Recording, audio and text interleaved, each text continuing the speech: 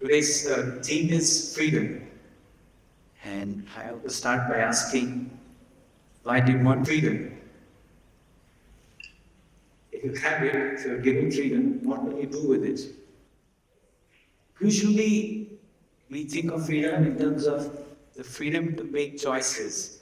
I don't want to be forced by anyone or any circumstance in my life. And that's what usually is meant by freedom.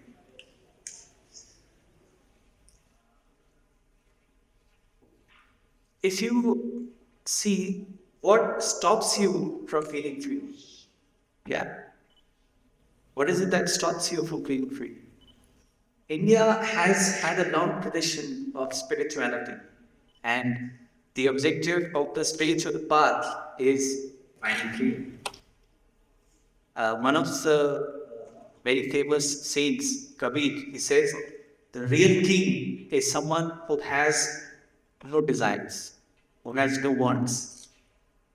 Buddha also says that desire is the root cause of suffering. And if you want freedom from suffering, does that mean I should have no desires? It's a revelation. This is the revelation that I thought freedom means to get what I want. I should be able to have the freedom to make choices and get what I want. But it turns out that to get freedom, I have to stop wanting. It's a bit of an anticlimax. Yeah. But this does not mean that we should not have goals. That's a separate thing. Yeah. But if it's about wanting, and if it's wanting which is stopping me from feeling freedom, what are the things that I want? If you see things that I want, that we want usually are things that we are seeing with other people. You see somebody famous, and I also want to be famous.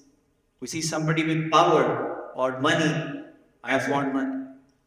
Yeah, there's a term for it also now. It's called FOMO.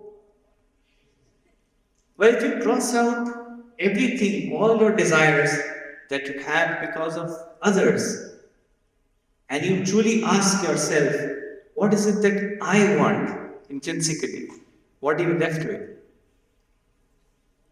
You could say, I don't know. I don't know what I want.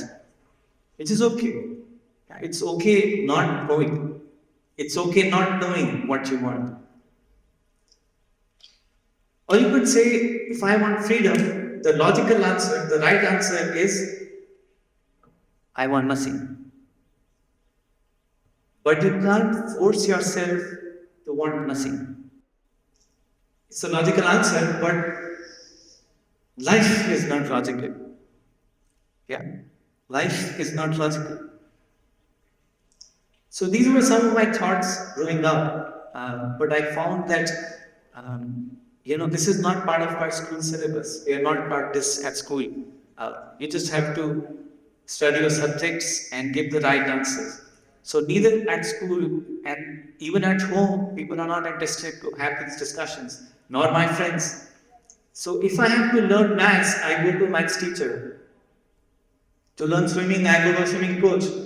Who do I go to for this? To find out about life. I met my spiritual master, Gurudev Shishi Ravi Shankar, very early when I was at college, at about 12 years. And when he came into my life, I was very excited because finally there is someone who knows, and if it all goes well, there is a remote chance that he'll tell me. So when I got my chance and I got my opportunity, many years later, I quit my job and I moved to a center in Bangalore. And by this time, I had learned meditation. I was teaching meditation and traveling a little bit, teaching meditation. And on one of those trips, I woke up one day and I couldn't swim. And I was with my parents that day, and there was a family function. And I woke up, and all I could do was, and everybody thought that I was playing a prank.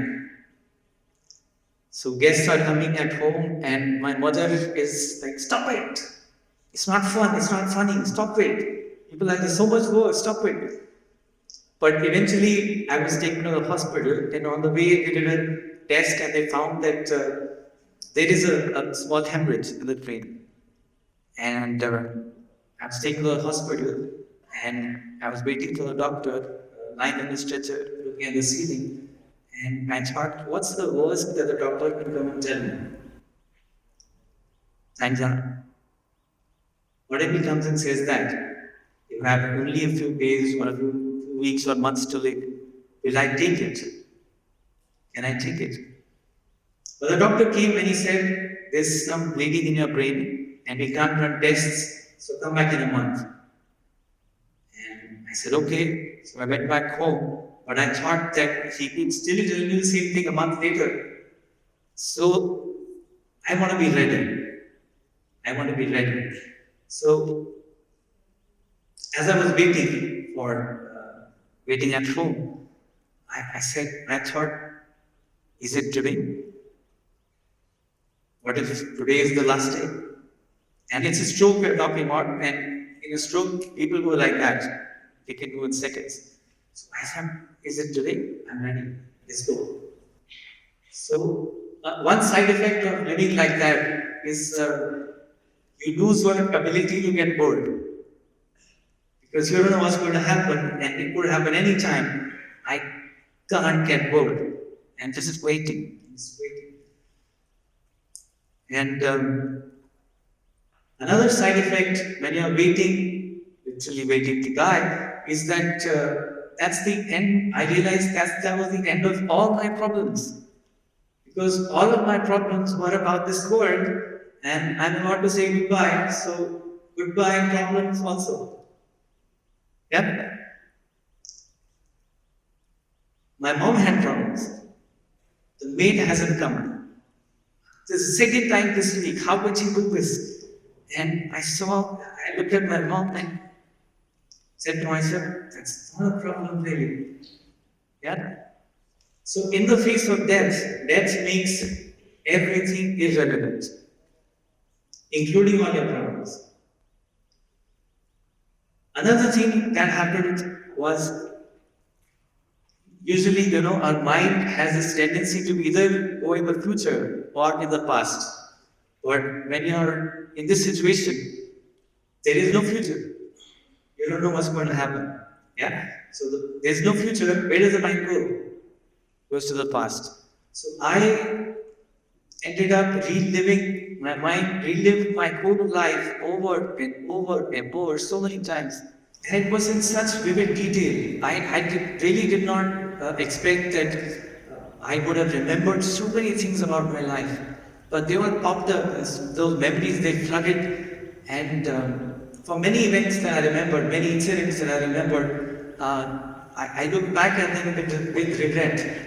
That why did I have to act like this at that time? It was so frightening. Okay? Why did I have to fight? Or why couldn't I be more generous? This is Judgment Day. When you look back at your life and it keeps playing in a non-stop loop, this is Judgment Day. The shocking thing is you are the judge at your own trial on Judgment Day. Nobody else judges you, but you will judge yourself. So, it took about a month for the tests also to take place, and after living like this for 2 months, I realized that my health is actually getting better. So it looks like I'm not going to go after all. So this is something that I've been preparing for. Okay, let's go. Is it today? Is it today? Is it today? And 2 months later, I find out it's not happening. Anticlimax. So I went back to my master, and he looked at me and he said, "You're glowing." And I thought to myself, well, I must have done something right. So, but these episodes, the strokes in the brain, they kept recurring after a few months. And when they happened 2-3 more times, my master said, "Listen, you stay here. So, no teaching, no traveling, no talking, no phone, just meditate. And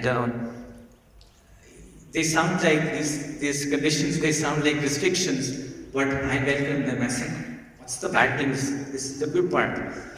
So I just meditated, and he guided me to read some ancient scriptures.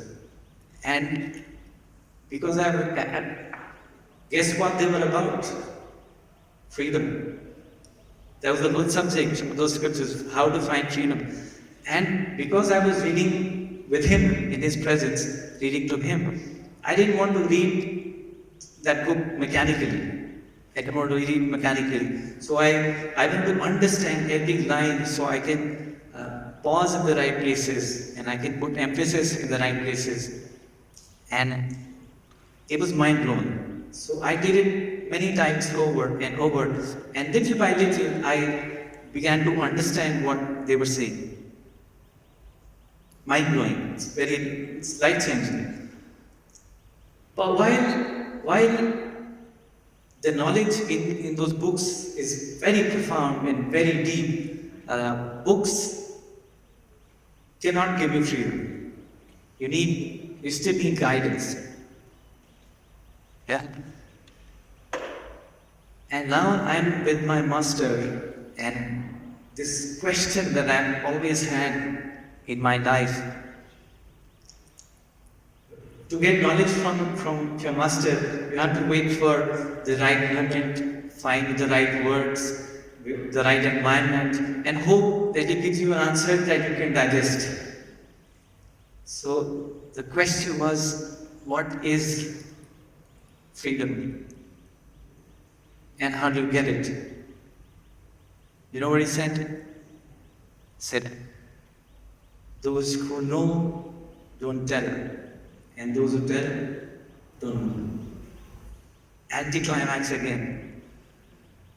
It's profound, it's cryptic, it's frustrating, but after all this time I realized it's true. Thank you.